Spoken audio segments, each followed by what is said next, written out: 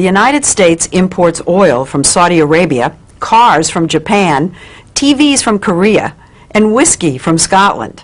So what do we import from India? We import people, really smart people. And as you're about to see, the smartest, most successful, most influential Indians who've migrated to the U.S. seem to share a common credential. They're graduates of the Indian Institute of Technology, better known as IIT. Made up of 7 campuses throughout India, IIT may be the most important university you've never heard of.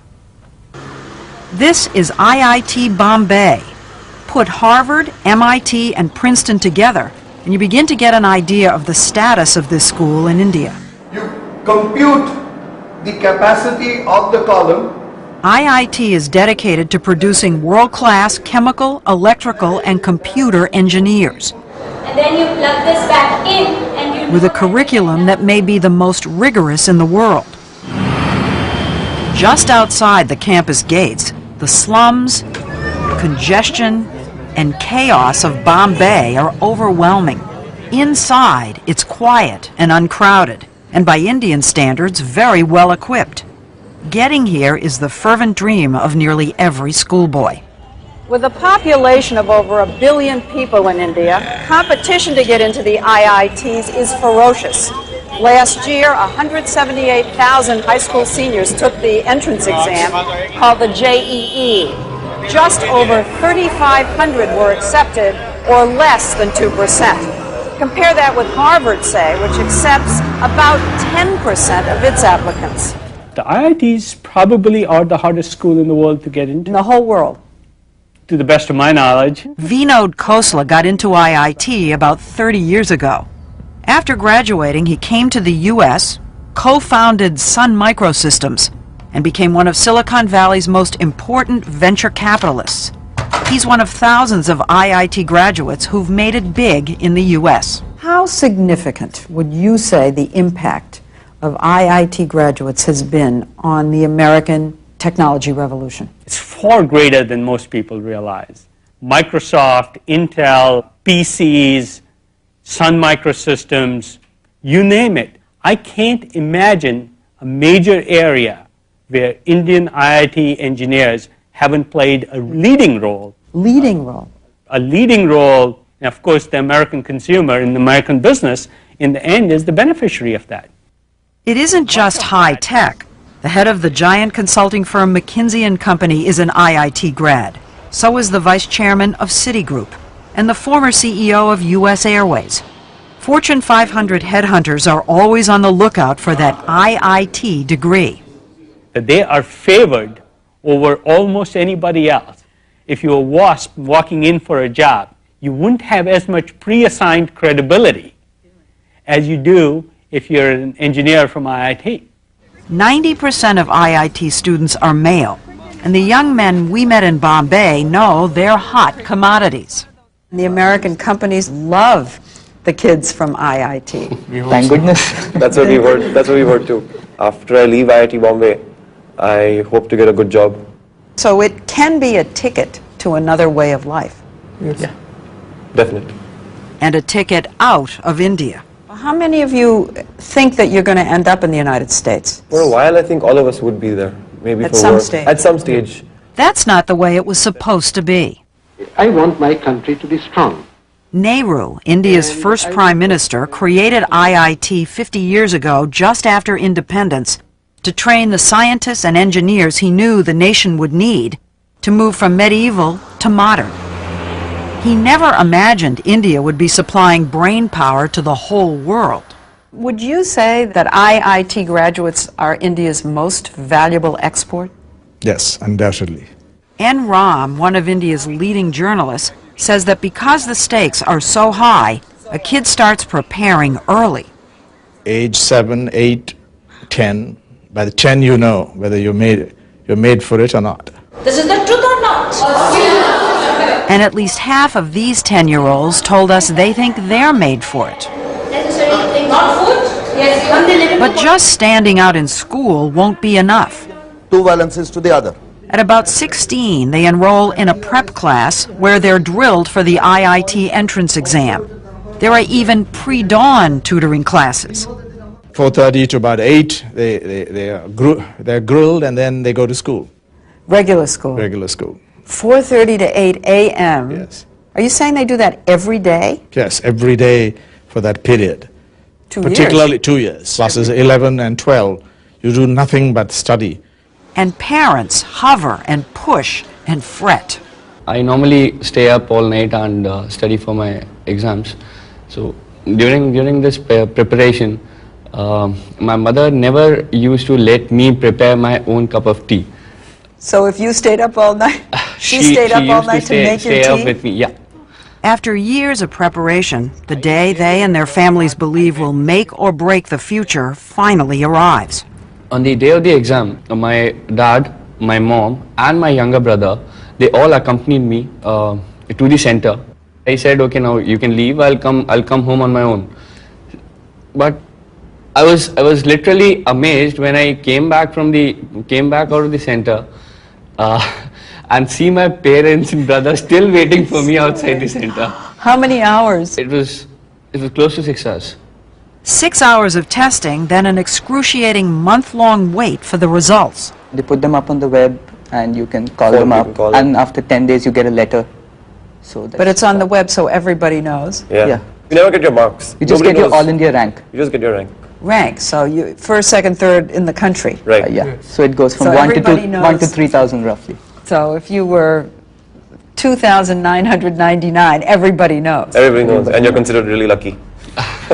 The top rankers get their photographs in the paper and all. So The high ranks, the of high ranks. Yes, he's one of them. course. You were one of them? Yeah, somewhat. Yeah. What number? I was 196. Did you get your picture in the paper? Oh yeah. The ranking isn't just an ego trip. The top kids get to choose which campus they want and which major. It's a big deal in India. It is. Narayana Murthy, founder of the huge software company Infosys, is known as the Bill Gates of India. It's very easy to lose hope in this country. It's very easy to set your aspirations low in this country. But amidst all this competition among high-quality students, this institution of IIT sets your aspirations much higher. Now, what about your own son? Well, my son, he probably wanted to do computer science at IIT. To do computer science at IIT, you have to be in top 200. And he couldn't do that, so he went to Cornell instead. Think about that for a minute. A kid from India using an Ivy League university as a safety school. That's how smart these guys are. I do know cases where students who couldn't get into computer science at IITs, they have gotten scholarship at MIT, at Princeton, at Caltech. Yes, sure. You wouldn't mistake this for MIT or Caltech. It's the final exam of metal fabrication class required for every IIT freshman. Call it shop class on steroids. Using just a saw and a file, students have to cut quarter-inch steel into an assigned shape, measured to the millimeter. It's an illustration of IIT's emphasis on engineering basics, precision, and discipline. Nobody majors in music at IIT. The education is not well-rounded. But in science and technology, IIT undergraduates leave their American counterparts in the dust. When I finished IIT Delhi and went to Carnegie Mellon for my master's, I thought I was cruising all the way through Carnegie Mellon because it was so easy relative to the education I had gotten at IIT Delhi. If you think of engineering students as nerds, not particularly bold or creative, IIT somehow breaks the mold. It turns computer geeks into risk-takers and leaders. I'm wondering why so many IIT graduates are entrepreneurs. Why so many do start their own companies. I think it's because of the confidence. We are lucky enough to be told by people around us that we're good and that we have a bright future, and that gives us a lot of confidence. There's something else. Students act like entrepreneurs the whole time they're at IIT. They run everything in the dorms, which might be mistaken for cell blocks if not for all the Pentium 4 PCs. They organize the sports themselves. They even hire the chefs and pick the food in the mess halls. And unlike so many other institutions in India, they all know they're here because they deserve to be here. Can you slip somebody a couple of rupees and say, come on, get my son in? No, no, never. Impossible? Impossible, impossible. There is no corruption. It's a pure meritocracy. IIT may also be one of the best educational bargains in the world. It costs a family just about $700 a year for room, board, and tuition. That's less than 20% of the true cost. The Indian government subsidizes all the rest. While some IIT grads stay and have helped build India's flourishing high-tech sector, almost two-thirds, up to 2,000 people leave every year, most for the U.S. Some people would say you're subsidizing factories which produce largely for the higher end of the American employment market. So there's this debate here that says, why are we spending so much money to educate these brilliant young men who just leave? You don't have to be crudely nationalistic to raise this question. There's a need here, there's a demand here, and these guys are simply not available. How many of them ever come back? Very small percentage. But my view is that we also have to work harder here to make it attractive for them to come back. Murthy is doing his part.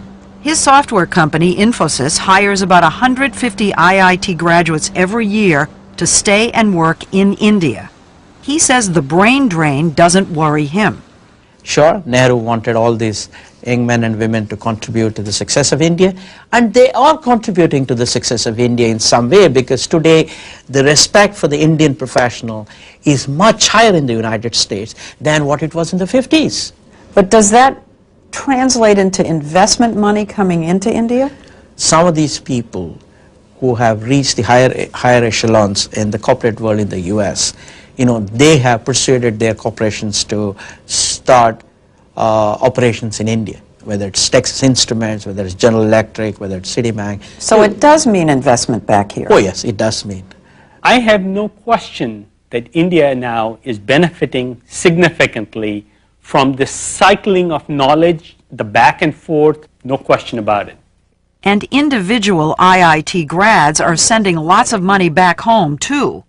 But the U.S. still gets the better end of the bargain. How many jobs have entrepreneurs, Indian entrepreneurs in Silicon Valley created over the last 15, 20 years? Hundreds of thousands, I would guess. For this society? For this society here in America. For America to be able to pick off this human capital, these well-trained engineers with great minds, is a great deal.